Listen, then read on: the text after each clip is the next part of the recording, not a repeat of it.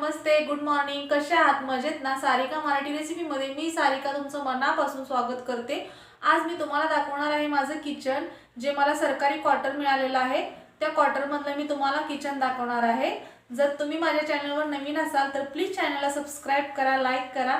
चला तर मग किचन पाहूया. हे आहे माझं किचन, एकदम छान असं.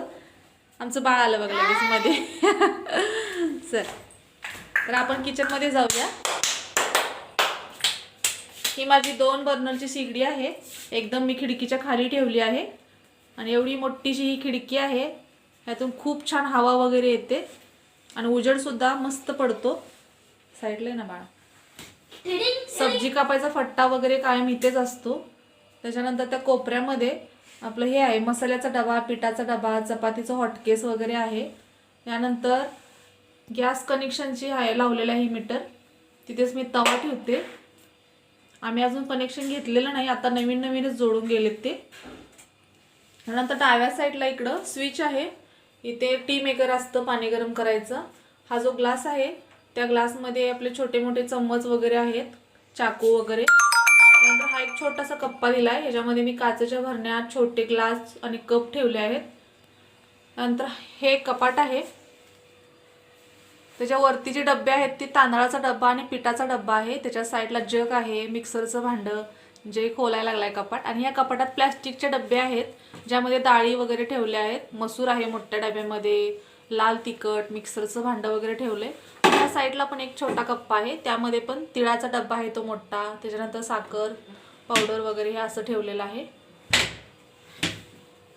एक्झिट पॅन आहे एकदम खिडकीच्या वरती. त्यानंतर इकडच्या साईडला उजव्या साईडला आल्यानंतर इथं सिंक आहे आणि एका नळाला गरम पाणी येतं या आणि एका नळाला थंड पाणी येतं कायम. परात वगैरे धुतलेली इथंच असते. आणि हा जो नळ आहे हा इकडचा, ह्याला हा आयरोचा नळ आहे. आणि इथंच कडेला कॅम्पर असतं पाण्याचं भरलेलं. आणि हे कपाट आहे माझं, हे इथंच भेटलेलं क्वार्टरमध्येच इथं असतं कपाट हे भांडी ठेवण्यासाठी. तर इथे मी प्लेटा वगैरे ठेवल्या आहेत जेवणाच्या, ग्लास, छोट्या वाट्या, मोठ्या वाट्या. त्याच्यानंतर हे वरचे डबे आहेत ना, यामध्ये डाळी वगैरे आहेत. डाळी, तांदूळ, शिल्लक राहिलेलं राशन वगैरे. त्याच्या साईडचं जे कपाट आहे ते मी घेतलेलं आहे, कारण आम्ही बाहेर राहत होतो त्यावेळेस आमच्याकडे कपाट नव्हतं. त्यावेळेला मी हे घेतलेलं कपाट होतं, ते मी इथं लावलेलं आहे. तर इकडं पण मोठ्या प्लेटा वगैरे आहेत. आप्पेचा तवा, दुसरा एक तवा, कढई, मोठे पातेलं वगैरे आहेत ना, ते इथं ठेवले आहेत मी. यानंतर इथं मोठासा पोटमाळा आहे. या पोटमाळ्यावरती उंच आहे भरपूर. इकडच्या साईडला जागा आहे पण ठेवायला येत नाही, काही हात पुरत नाही. हे पाण्याची टंकी आहे. किचनमध्ये भांडी धुवायला इथलंच पाणी येतं थंड. यानंतर इथं खाली मी फ्रीजवरच माझा मायक्रो ओव्हन ठेवलाय, कारण इकडं मला जागा पुरत नाही, त्यासाठी मी फ्रीजवरच ठेवलाय. आणि फ्रीजच्या वरतीच मायक्रो ओव्हन आणि त्याच्यावर मी असे तेलाचे डबे ठेवलेत. 2 तेलाची केनी आहेत. नंतर मिक्सर तिथंच असतो कायम. आणि हा आहे माझा फ्रीज. आणि थोडासा इथं जागा जो शिल्लक आहे ना, इथे मी सूप वगैरे ठेवले.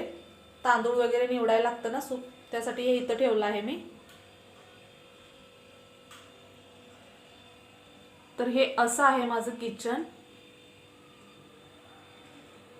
इतकं पण छोटं नाही, म्हणजे आपल्यापुरतं मस्त 4 जण आहे ना आम्ही, त्यामुळे मस्त वाटतं. एवढं काय म्हणजे एकदम छोटा आहे असं पण वाटत नाही, कम्फर्टेबल आहे.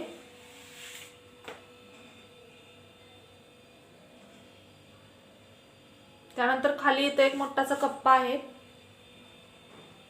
किचन कट्ट्याच्या खालच्या साईडला. इथे मी जी शिल्लक भांडी असतात ना ती इथं ठेवलेली आहेत, कधी तर लागणारी. अशा पद्धतीने इथं ठेवलेत. आणि इकडच्या साईडला, त्यानंतर इकडच्या साईडला गॅस सिलेंडर ठेवला आहे. सब्जी स्टँड वगैरे इथं ठेवलेला आहे. अशा पद्धतीने मी ठेवलंय. यानंतर इकडची साईड जी आहे ती मोकळीच असते अशीच. इथे एक पाटा ठेवलाय बसायचा, सुपली वगैरे असते, वायपर छोटा, ते ह्या साईडला असं असतं.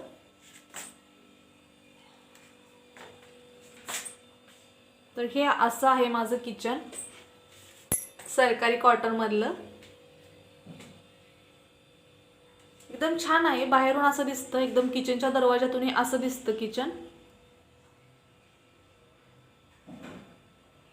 तुम्ही पाहू शकता, मस्त आहे, कम्फर्टेबल आहे, असं काही नाही की बाबा भरपूर छोटा आहे.